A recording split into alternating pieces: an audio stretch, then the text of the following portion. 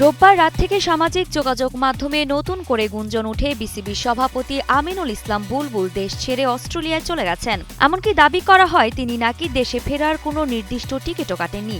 বিষয়টি নিয়ে ক্রিকেট অঙ্গনে তৈরি হয় নতুন করে উৎকণ্ঠা। টি-20 বিশ্বকাপ থেকে হতাশাজনক বিদায়ের পর থেকে বিসিবিতে অস্থিরতা চলছে।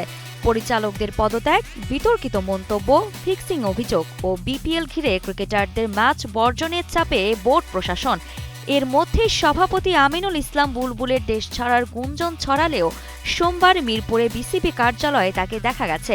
শুধু তাই নয়, তিনি মিরপুর শেরেবাংলা জাতীয় ক্রিকেট স্টেডিয়ামের মাঠ পরিদর্শন করেন। ফলে গুঞ্জনটি ভিত্তিহীন বলে প্রমাণিত হয়।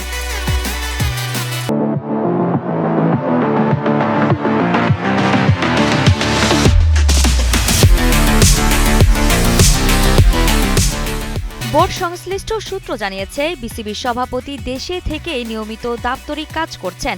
এদিকে বোর্ডের সংকট আরও বেড়েছে। এক পরিচালকের বিরুদ্ধে ফিক্সিং অভিযোগে অডিট কমিটি থেকে সরে দাঁড়ানো, পরিচালক ইশতিয়াক সাদেকেরও পদত্যাগ এবং কিছু পরিচালকদের বেফাঁস মন্তব্যে বিপিএল এ প্রভাব পড়ে ক্রিকেটারদের ম্যাচ বয়কট পর্যন্ত।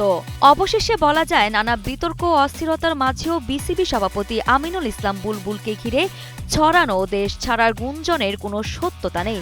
বরং তিনি দেশে থেকে বোর্ডের চলমান সংকট সামাল দিতে সক্রিয়ভাবে দায়িত্ব পালন করছেন, যা এই টালমাটাল সময়ে ক্রিকেট প্রেমীদের জন্য কিছুটা হলেও স্বস্তির বার্তা।